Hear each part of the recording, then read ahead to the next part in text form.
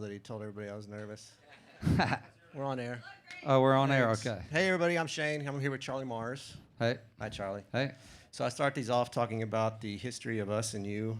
And you've been playing here for... Over 10 years. 10 years? Yeah.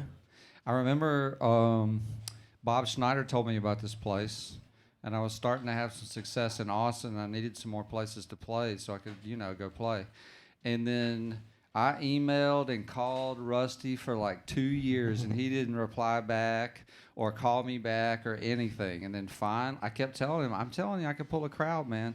And then I played here one time, and they've had me back ever since. That's what Bob said. Everybody says Rusty's hard. hard. I love them. I love this place. Well, thank you. Yeah. Everybody says Rusty's hard to get.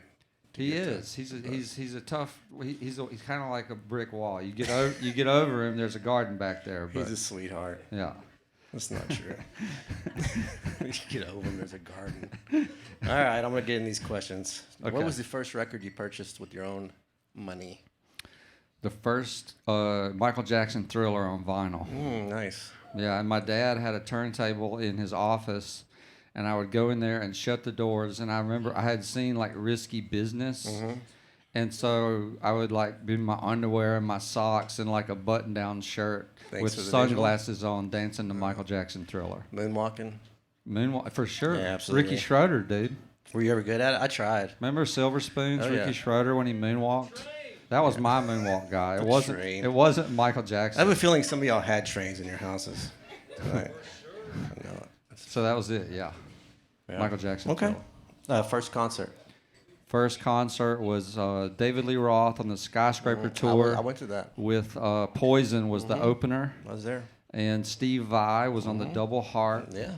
And I was on the front row. I was like a little kid. Right. And we drove from Laurel, Mississippi, down to the Gulf Coast Coliseum on the coast of Mississippi. And my friend's mom let me and this kid go see David Lee Roth and Poison.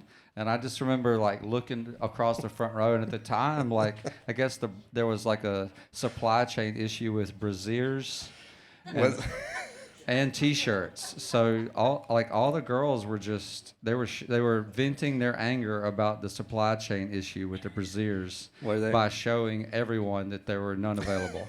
Do you remember that he had that surfboard that shot out the? Yeah, he rode the surfboard out to the crowd. I saw him at Lakewood Church in like 1989 or something, 88, 87. Really? Yeah. Wow. Well, it was the summit where the basketball team played, but. And then I wanted to be church. CeCe DeVille. Yeah, who didn't? Yeah, so that was it. Yeah, well, good for you. I like Poison. From Poison, he was the guitar player. So I like to ask the singer-songwriters what their favorite riff is. My favorite guitar what? Riff? You have a good talk dirty to me? That one's pretty sweet. My favorite riff is probably Led Zeppelin, rock and roll. Okay. So you're on an island, you get 3 records. 3 records. Probably Bob Marley's greatest hits. Okay. Willie Nelson, Shotgun Willie, and maybe Bruce Springsteen, Nebraska. Okay, solid.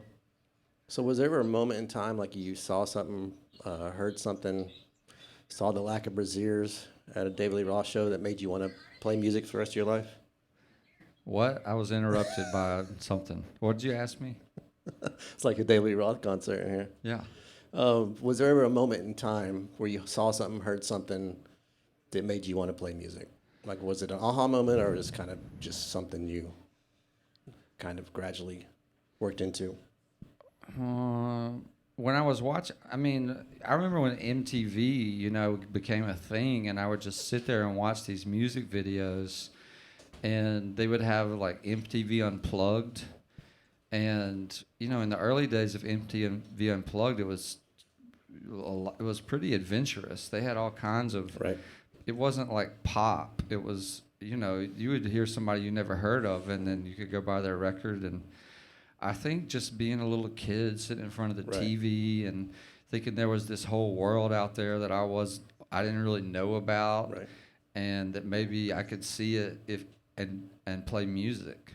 It was just sort of a like distant, fantasy. But then when I got to college in Dallas, Texas, one of my friends was Jack Ingram, and he made his first record called Beat Up Forward, which I mentioned in my show.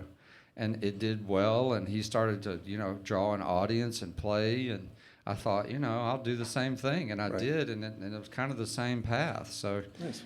Yeah. Okay. So, I was a big Headbangers Ball guy. Did you do the Headbangers Ball? I watched all that 120 minutes, 120 Headbangers minutes. Ball. Yeah. I just sat in front of the TV, yeah. Nice. So the big question tonight is, what are we quarantine watching? Netflixing, Huluing. You got any shows for us? We all need shows. I've watched Netflix already.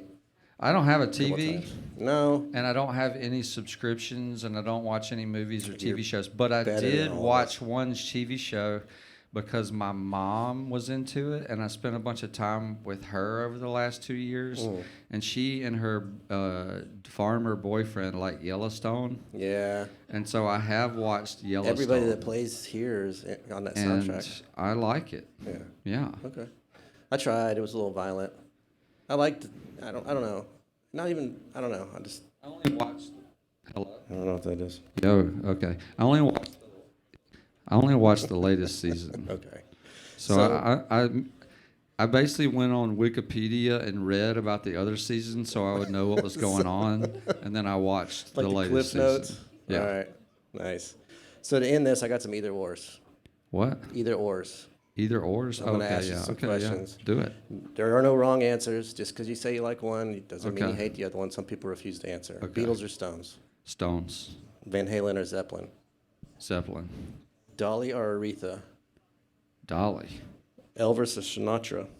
Sinatra. Willie or Johnny? Willie. Michael Jackson or Prince? Michael Jackson. Thank you. Nobody says that. Why not? Well, that's what I say.